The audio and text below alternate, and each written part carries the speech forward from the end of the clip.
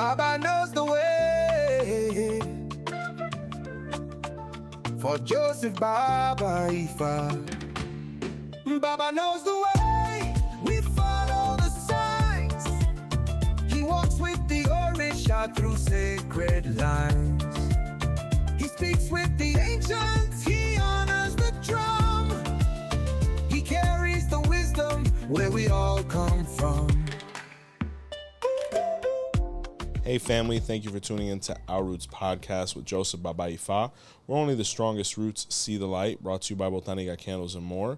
If you haven't had the opportunity, hit that subscribe button. What's up, Phil? Yo, happy Sunday, Happy everybody. Sunday. Yeah. Glad everybody's here. Make sure you say hey. Make sure you drop a like. If you haven't members? subscribed yet, make sure you subscribe. And yes, special, do it again for all the members. And they get a special shout out at the end of the episode because they joined our membership program. And if you're wondering what that is, it's real simple. Just click the button that's under the video that says join. It's our exclusive club. Allows you to have access to a ton of extra videos that's just exclusive to the membership program, early releases of the podcast episodes, discounts on merch. You name it. There's so many different things in there. Joseph does videos regarding certain comments that he sees in the videos, all that stuff. Extra content. So if you want to show love and support, go ahead and join our membership program. Guys, we appreciate it. Definitely let somebody know about the program. Let somebody know about the workshops. Can't wait to see you guys all in Atlanta and in New York to be able to spend time and learn together and grow and just overall have a good time. So today, Phil, this episode is Baba's favorite Patakís. Baba's favorite Patakí. I got to give another one. Yeah, all right. My life has been spent reading about this mythology that I have enjoyed thoroughly. I haven't wasted not one moment by doing this. And when Erica came up with this idea, like all the ideas she comes up with, I actually was a little nervous because I had to go really back into the Rolodex to see which ones impacted me the most. And, there's been some very key stories along the way that I've thoroughly enjoyed that have clarified quite a few things for me and also taught me quite a bit. So I'm excited.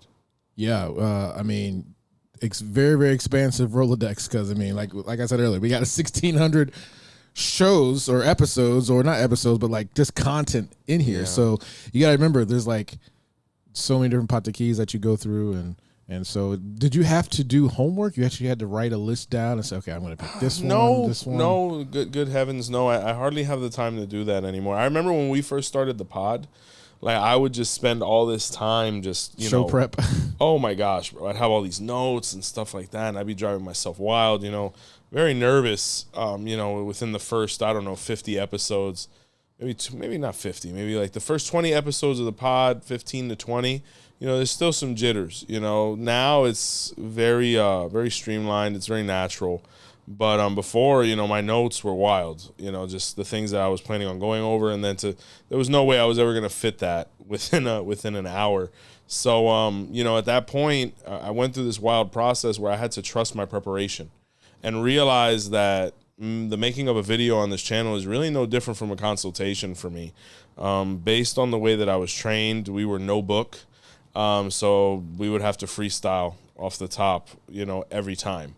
So, it was a school and an ideology that has really served me because I'm ready in the drop of a dime. Like the other day, I was doing a matanza and, something happened where I had to switch from the main knife sacrificially and start opening. And mind you, I'm very spoiled. My godsons, they're all openers. They all know their knife game is crazy. So I haven't opened in a while, so I'm like, okay, here we go, get warm. So I got the saber and I'm sharpening everything, I'm straightening everything. And then the next goat comes and it was just wild, just the muscle memory, like within the first 3 to 4 swipes of the knife, like I was back in full mode. Mm-hmm. So it's the same thing with Odu is like with anything, the amount of repetition, and it's wild. I remember when my wife gave birth to our last son. And, it actually wasn't that early. It was in the afternoon over some delays and things from other procedures that had happened previously. But, you're sitting there, you're feeling pretty, out of place, as dad, because this is your kid, but you're really not doing much. You're there for moral support. You're holding hands. And you just see these amazing human beings performing this procedure. And I'll never forget that in the middle, they were changing shift. And I was terrified. I'm like, dude, what do you mean we're changing shift? My kid. And, I saw one person come in and relieve another person in, relieve another. And there was one guy, I think he was holding these things called forceps. That's all I can think of. But he was basically holding the stomach, right? And I'm just looking like, and they literally did this transition. It was so seamless. I'm like, how is this possible, bro? But I guess through their training and preparation, they're stars, And I remember the gentleman, because he impressed me the most, because I'm like, how? They didn't even say a word to each other. They just kind of hopped in, and the doctor was kind of talking to them. And I remember I saw the gentleman afterwards, and I thanked him. I thanked all of them. And, Ifa is kind of the same way, ideally. I always tell people that are in the spirituality, don't forget that you're a professional, that you have to be ready to go. It's the samurai concept, You have to be always sharp and ever ready, because you never know when war is going to present itself. You never know when you're going to be needed.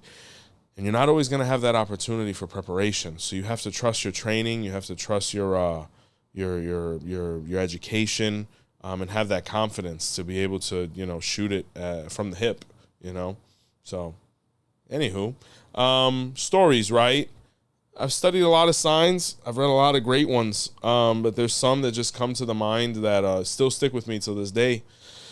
I was Odiche in the Mano Orula. That was my my Owofakang, the one that Orula gave me that said, hey, if you want to keep going, please do. Now, I found this Patakí because when I was getting ready to become a Babalawo, I was a little apprehensive. I'm like, do I deserve this? I'm looking at Miguel Febles. I think I had his photo on like my vision board. And I'm just looking at this guy every day. I'm like, I don't know if I can get there. And I started studying because I was in doubt. And I always tell people, like the Odu Oturarico says, when in doubt, look in the book. And, as I'm looking in it and I'm studying, I'm surfing the internet. Mind you, it's very taboo. I only had Mano Orula, so I'm trying to look for everything I can on my sign to give me the confidence and backing to support this decision to become Babalawo. So I found these Isheshe verses, and this is why I'm such a proponent of Isheshe and why I love fraternizing with the brothers and the ones that are coherent, the ones that are prepared and open-minded, the same way they appreciate us under those same terms. I found this amazing verse from Odiche that spoke of the general of the soldiers of light. Okay. And I'm like, holy cow, here we go. So I'm reading it, and the story is saying that Odiche was the general of the sun. Olorun was God, right, the sun, and he had a general, and his general was Odiche. And, Odiche, his job was to lead the rays of light from heaven to earth. And while doing so, penetrating through the darkness, which is basically a battle, light and dark, through. So he was successful at this, and he did this for ages, right? But it was time for him to retire. So he goes to Olorun and says, hey, I'm done. I've done everything I can. I think I've performed satisfactory, and I want to retire. Like, I'm really done. And Olorun said, you've been my finest soldier. You have been everything we've ever needed and wanted. And he was like, all right, sign here. And he was like, but I need something else from you. And he was like, oh, please, no. And Olorun said, I need you to go down to earth because all of these rays of light are going to now manifest as human beings, and they're going to need a leader. And he said, I really don't want to do this no more. Like, I don't want to deal with this. I can't handle these guys no more. Like, they're unruly. And he said, that's why it needs to be you, because you're the only one who can maneuver them. You're the only one who knows how to deal with all these personalities and all these different things. And, he looked at him and he said, after this lifetime, I want to be done. Can I please be done? I need your promise here. Please promise me. And Olorun said, you get through this on earth for me, I'll make it happen. So Odiche actually was the general who brought down the Orishas from heaven to earth, because the Orishas are nothing more than rays of light. And when they manifested in human bodies, the same army he had in heaven was the same army he had on earth. And he basically started conquering earth, spiritually, That's why Odiche says, en este signo hay que se lo ba. In this sign, you have to be a king, or you have to be a director or coordinator of ceremony, because that's what Odiche was. So mind you, I'm reading this story, and I'm just so floored because I don't know why it resonated with me so much, but it was actually the deciding story that let me know I was meant to do Ifa, because when I was in Orisha, I was pretty shunned, to be frank with you. I really didn't get invited to anything. For whatever reason, I just wasn't in the mix. I didn't really have a teacher. No one wanted to let me apprentice under them for whatever reason. So I said, I got to go with what I know is for sure. Now, mind you, my godfather, very, very discreet man, elegant man, but I didn't know of how grand of a Babalao he was until I actually did Ifa.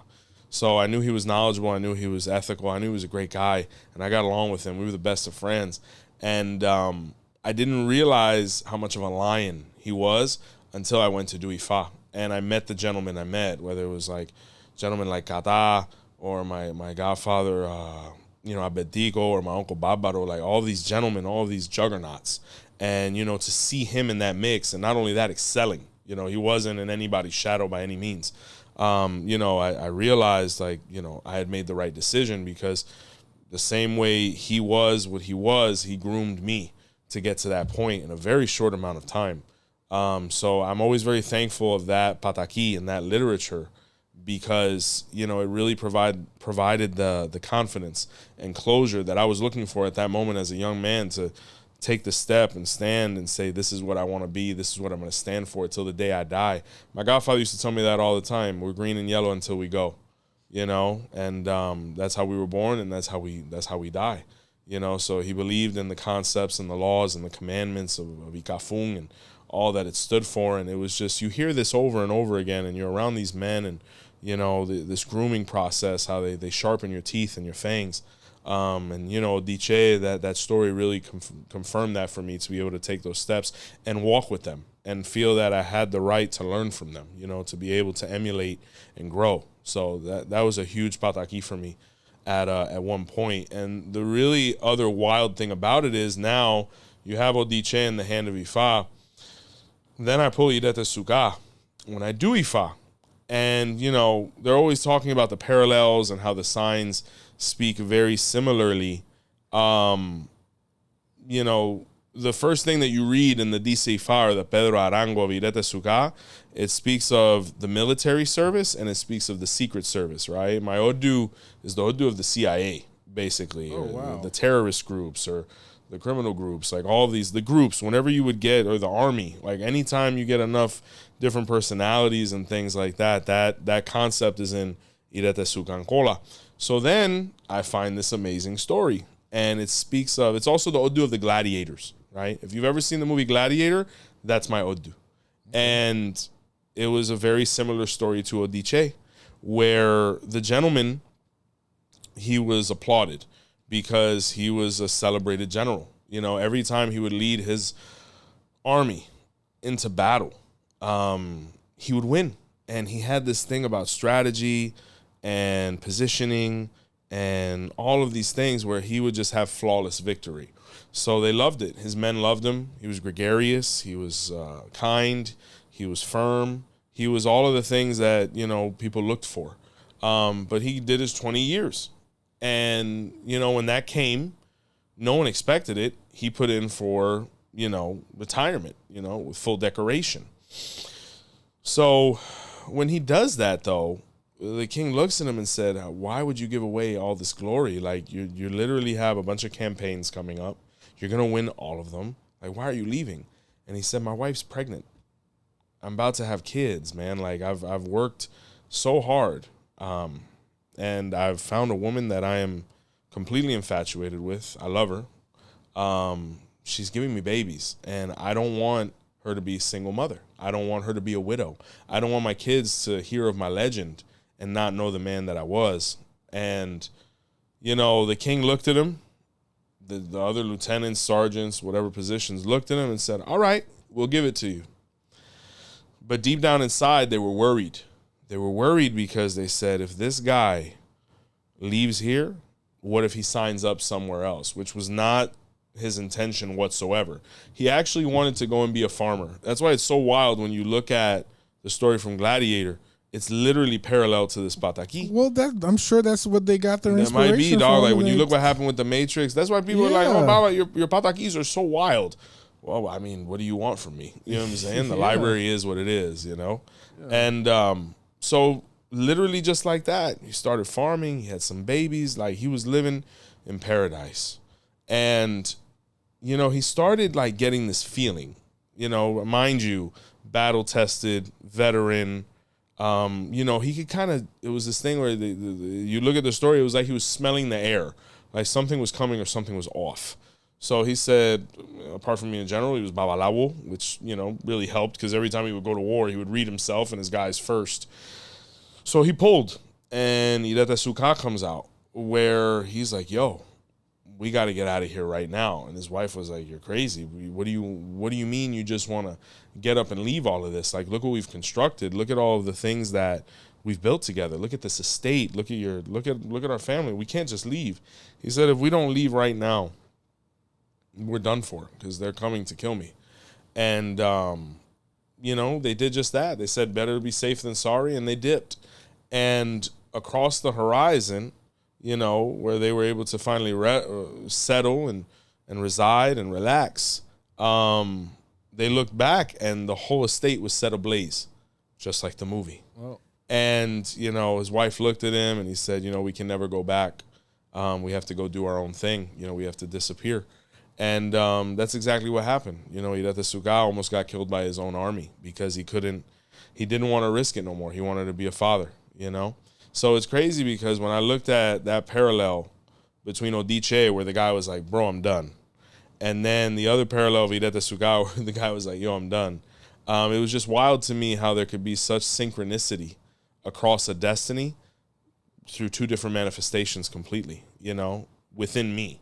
Because when you become Babalawo, you erase your hand of Ifa. Technically, for all of the men who are eligible to become Babalawo, the hand of Ifa is a fake sign. Not that it didn't come out, not that you're not living under it, not that we didn't perform it both from it, but it's a lie that Olodumare, Orula, or more importantly, we tell ourselves in heaven to be able to motivate us towards revealing our true identity. From the moment I was conceived, I was Odiche and Suka.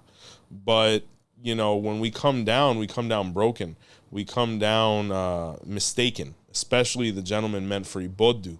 And that's what that sign represents. But to see that similarity was really wild to me because those two Patakís are honestly the ones that have impacted me the most, you know, throughout all of my study and my life and things like that. There's another one. And this one was actually given to me in the Bodu by my godfather Abetico, who, you know, if people have an issue with my library, they wouldn't be able to handle his. My godfather Abetico is a distinguished Babalao because of his library. Like whatever is within Ifa, he has it. You know, unless there's like a Vatican style thing over there in Ife where there's certain things that are just not out there, he might still have those because the contacts he has in Nigeria are terrifying.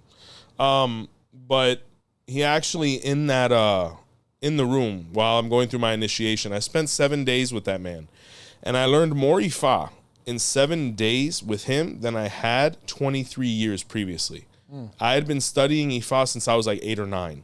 Now, mind you, a lot of people get it mistaken. No, I've been in the religion for 30 years. Well, technically, you've really only been in the religion since you got your license. So that's why I say ultimately 10 years. But I had been reading about Ifa and experimenting Ifa since I was a very young man back home.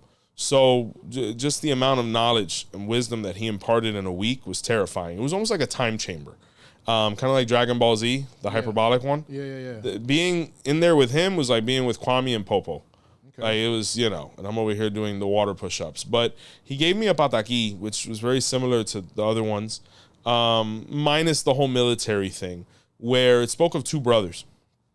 And one of them was Odiche and Suka, right, me, and the other one was Oturatiyu. And I will say that the Odu that I have most enjoyed studying, other than my own, is my Odu backwards, of Otura Irete.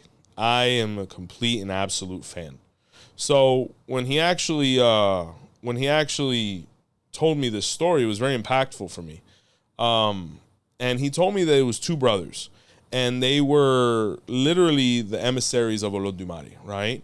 And they were basically going back to be judged. They had fulfilled their terrestrial mission to the highest degree, moral and ethical fiber, and it was time for them to go and become celestial awos. It was time for them to go home. So when they're both there, twin brothers, they're both in front of Olodumare. They said, "Hey, we're here to be judged, Father. It's time." And he said, "I'm very proud of both of you. You have fulfilled to the highest degree." And they said, "Awesome. Open the gate." And he said, "But." And they looked and they said, "But what?" He said, "I need you guys to go back down again." And they were like, "Please, no." And he was like, "It's actually worse because I can't have you guys around each other this time. You're not going to see each other again after birth until you die." And they both looked at each other and they looked at him and they said, "Why are you doing this?" He said, "Because you guys are the only two I can trust. Everyone else is corrupt. Everyone else is doing things for their own gain. Everyone else is biased.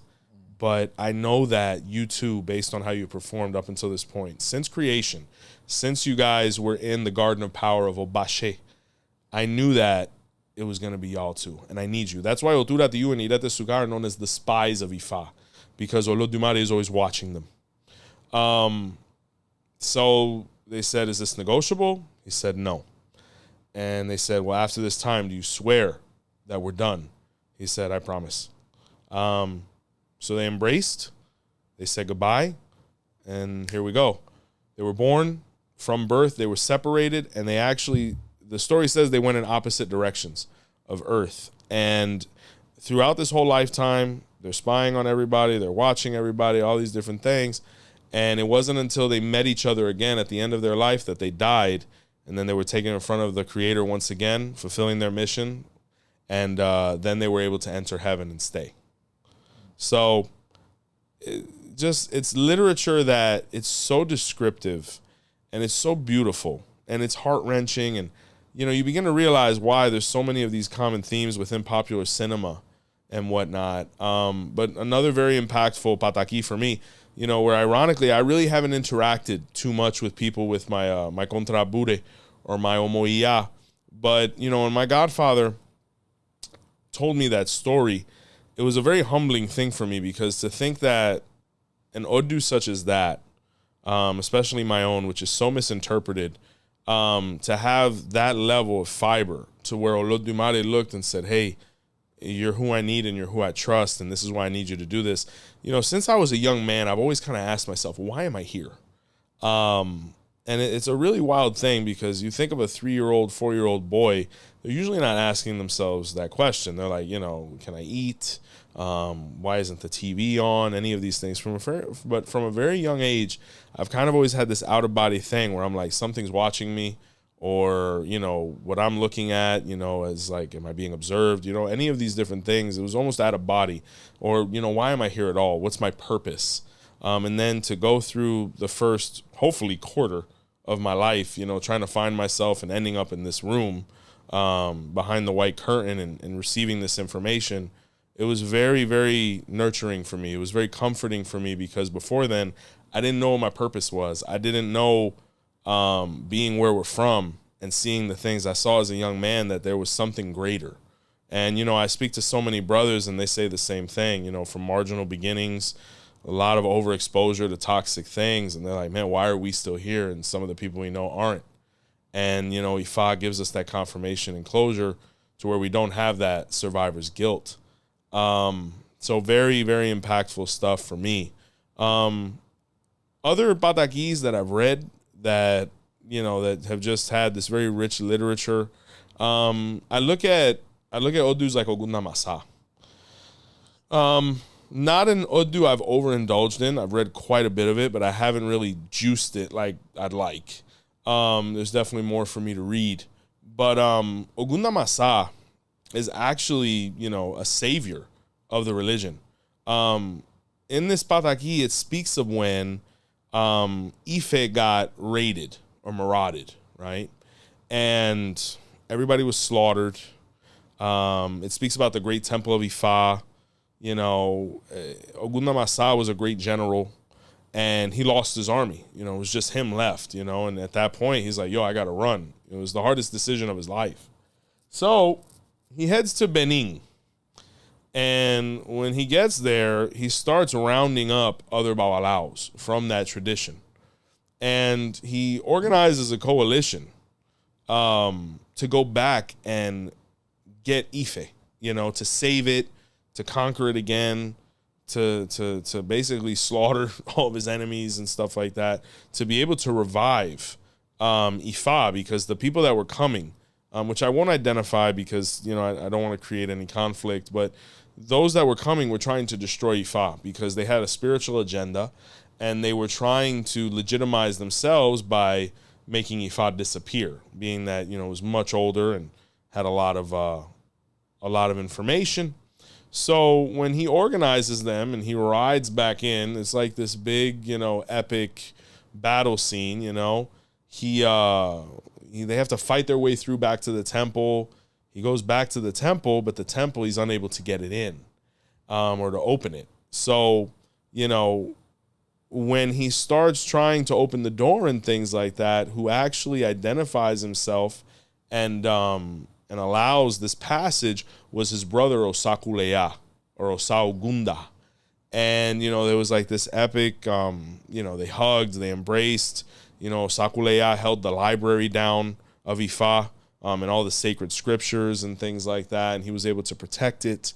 Where Ogunda Masa was celebrated as well for not, you know, betraying or leaving behind his family and his brothers and things like that. And through this reunion, Ifa was able to start propagating itself once more. But this Odu literally is the reason why the religion is still around.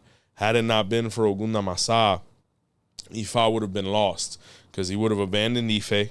He could have, you know, retreated into cowardice, but he chose all of the opposite. Not only that, rounded the troops, went to war, was successful, you know, against great odds, and was able to save this philosophy.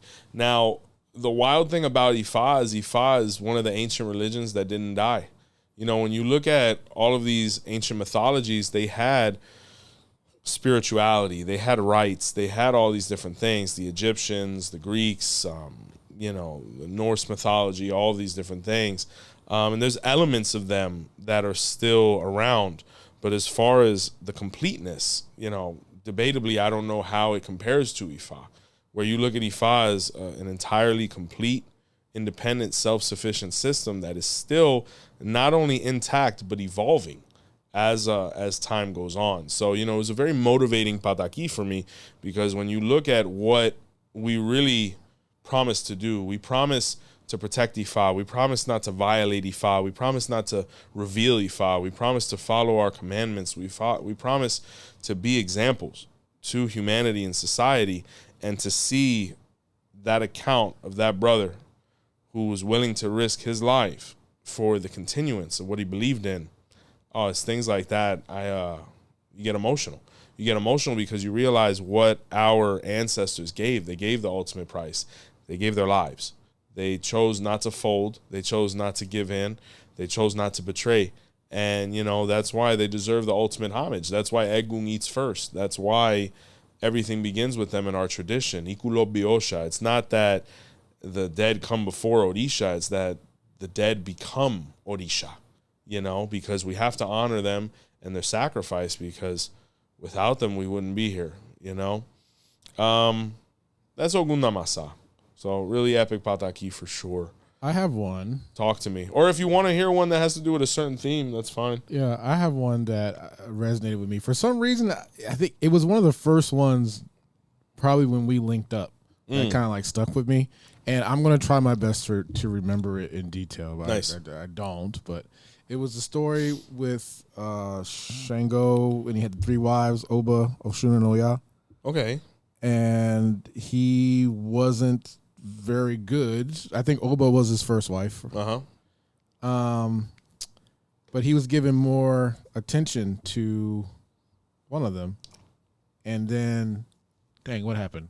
I remember Oba cut off her ear. Yes. That one. That story. So can you refresh our memory here? Of course, yeah. So the thing is when we talk about Orisha o Banani, they say that her isalaye is o truponyao or trupon o wongring. So she came from a royal, faction or clan. Shango was, big king, big Oba. And, it was basically about to be the marriage of the century, like just the unification of the clans and, creating this family lineage and, joining. And, it kind of went down like that. A lot of pomp, a lot of grandeur. But Shango was not ready to be married, Oba was an amazing woman. She was a caretaker. She fulfilled all of her marital roles, always. And, Shango did very little. He was a partier. He was a, philanderer. He was somebody that liked to be outside and up in everybody's face. And, it was causing a lot of tension between them. But the biggest thing that they were going through was Shango had a concubine named Oya. So Oya was very toxic with Shango. That was her man. Shango was all about her. They had a lot of intense passion. And it was really unhealthy, because it wouldn't allow him to fulfill his obligations to his home.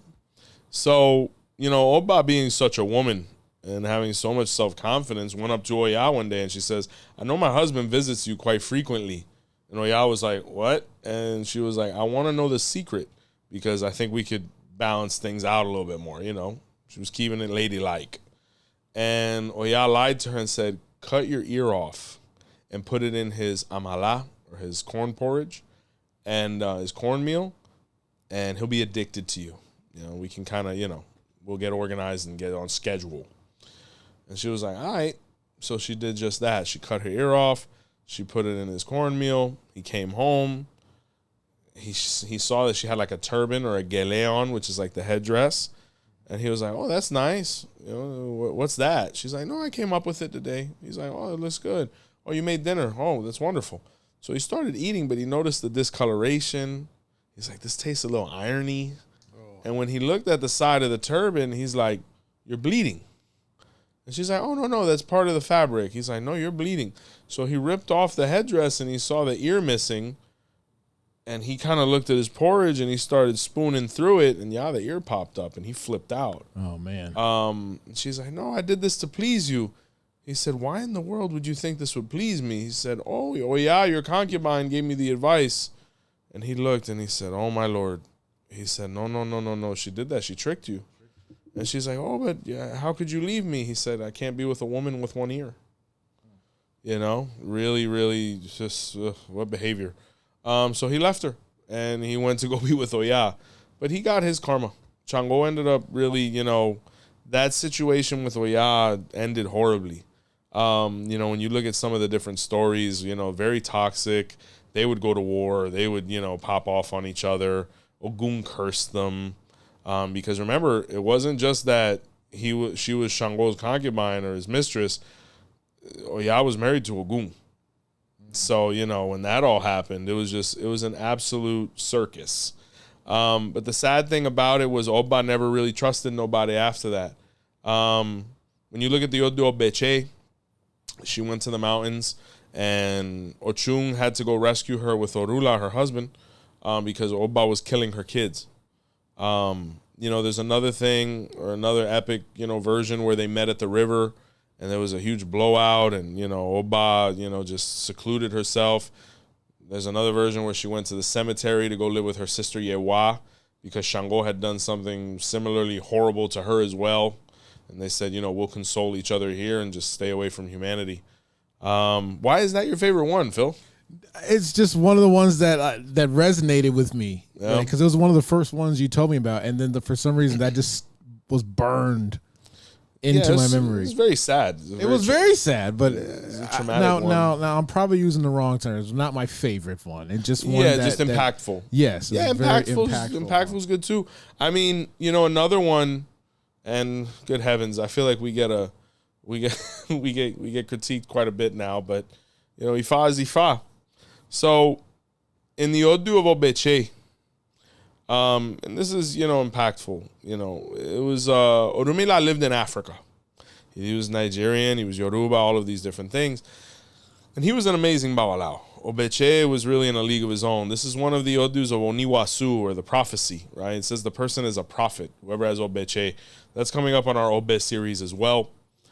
But his tribe and his people hated him.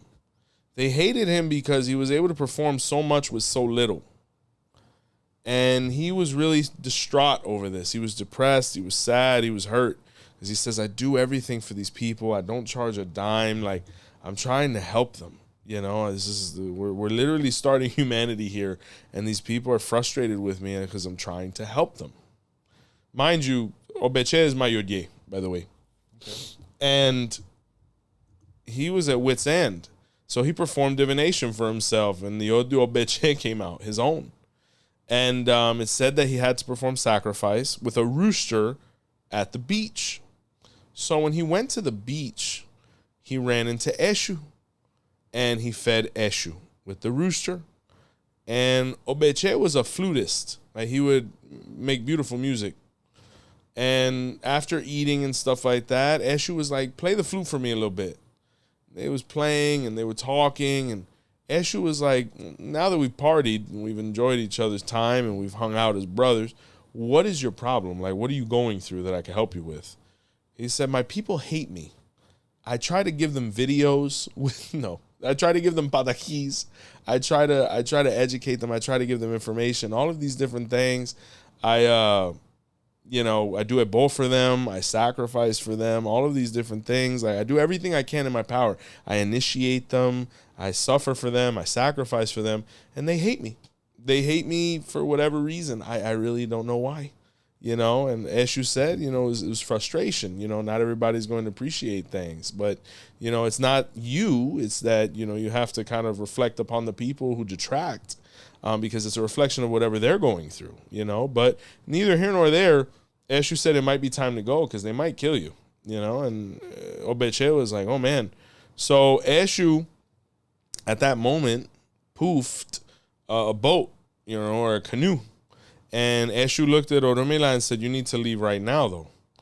And Orunmila was like, I can't leave right now. I have a family. I have all these things, all these, you know.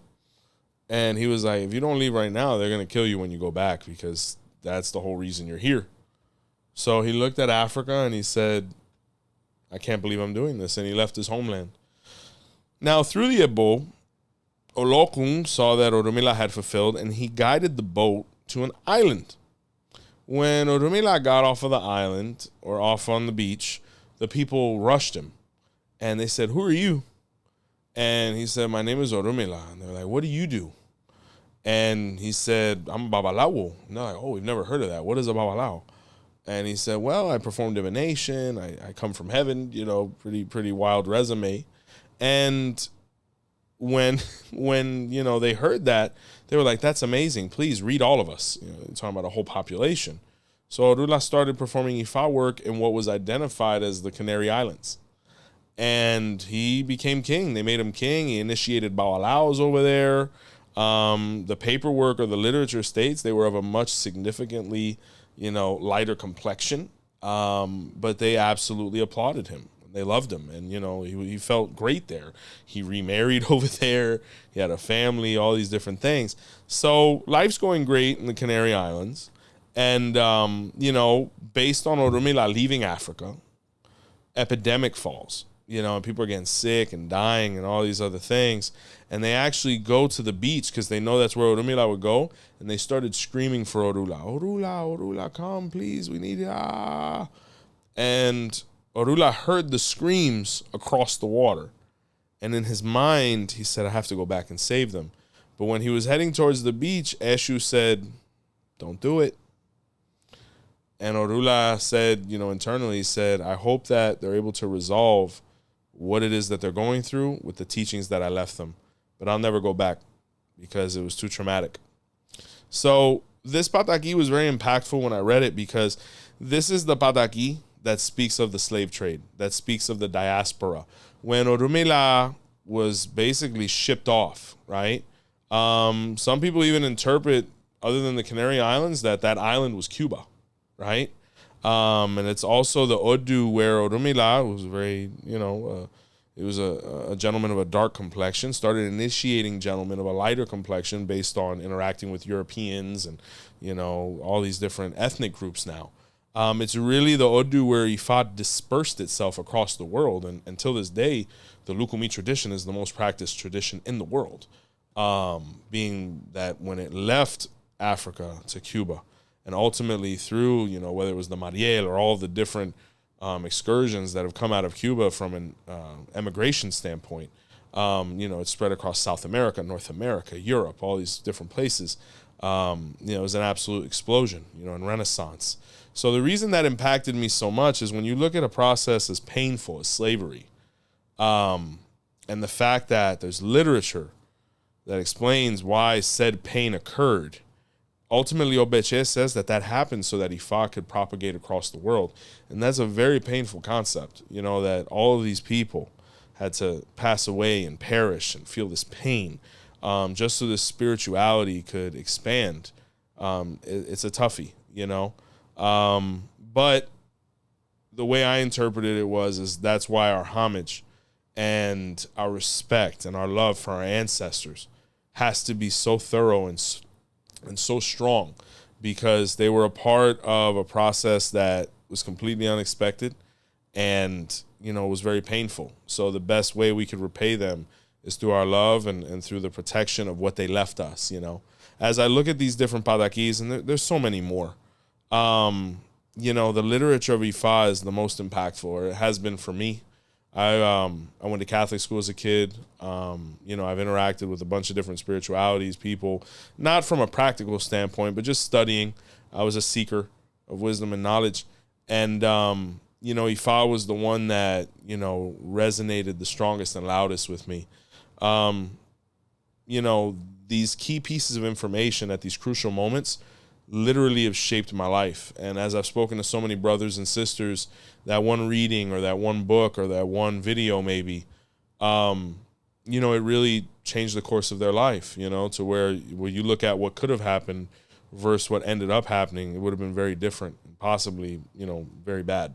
So I'm very thankful to my elders, thankful to all the people that imparted that knowledge upon me, thankful to the ancestors and all the people that suffered to bring over Ifa in the most complete way possible. So I recommend everybody. One of the greatest ways to pay homage to them is through studying. Study and you will be free. That's what Odiche and Suka says. And it's very enjoyable along the way, and it'll help you find yourself in a way that you may never have known or expected. So, wow. This channel though is almost like an encyclopedia of Ifa knowledge. So I was thinking about that, Phil. When you study, this is all. When you watch these videos, you're studying 1,700 videos, right? Something like that. And I was just talking with my godson Vico Gunda Masa, God bless Papo Iboru. I remember when I told him that Patakí, he was like, whoa, so we enjoyed it. And we were talking about that, and he actually said, bro, that's going to be there forever. And I'm like, wow, it is, God forbid the grid goes down and we all go off of it. But, just to think that there is, regardless of whatever happens, from this point forward, our Roots podcast will be there. Yeah. So, very humbling, very thankful. Well, it's that time, guys. Talk to me. I love this new song. I know, right? Time to show some love to the people who show love to us, man. Our channel members. Love it. If you're wondering why I'm playing this awesome music, because, well, I like it. But two, we have a membership program. Just click that button directly under this video. It says join, right? It takes you to a place where we have 3 separate tiers. Each tier is offering its own separate perks, whether that's extra episodes, discounts on merch, private videos just for you guys. Joseph does videos on certain comments he sees in the channel. Absolutely. All that jazz, man. So I'm gonna stick with this trend here. I'm just gonna go down the list and talk about our latest ones who signed up. Let's get it. And plus, you get an awesome shout out at the end of the show. So It's funny you said all that jazz and jazz is playing. hey, I like it. all right, we got a VIP member here. This is the Magical Nurse. Okay, thank you Joined for about saving two lives. months magically. ago. We appreciate it. We got another VIP member here. The 4 languages. I wonder what 4 they are. But that talk. VIP member, 2 months. Nice. We got LRDGZ. They are a supporter at 2 months. Great letters. We got Jesus Nunez. Okay, Jesus. The supporter at 2 months. Thank you. We got Debo. Okay. Hey, where's the bike, right? Right. Put it away. At 3 months. We got Astro Rhea Nice. at let's see, Astro Rhea is at 3 months at a supporter. Thank you. We got Morrison Mara, Mm-hmm. supporter at 4 months. Okay. We thank got you. Marcos Livero, Shout out to Marco. supporter at 5 months, and Buddha Bree, supporter at man. 5 months. Love it. All Shout right. out to Buddha. Yeah. Guys, thank you for being members. Let somebody know about the program. Can't wait to see you guys at the workshops. Botanigacandlesandmore.com is up and running for all of your spiritual product and service needs. We do ship. If you can't watch us here on YouTube, listen to us on all of the major platforms. Spotify, podcast, iHeartRadio. We have a great following there. Be sure to like, comment, share, and subscribe. A big thank you from all of us here at Our Roots Podcast. And until next time, family, see the light. Baba Joseph showed the path today. Baba knows the way, we follow the signs. He walks with the Orisha through sacred lines. He speaks with the ancients, he honors the drum. He carries the wisdom where we all come from.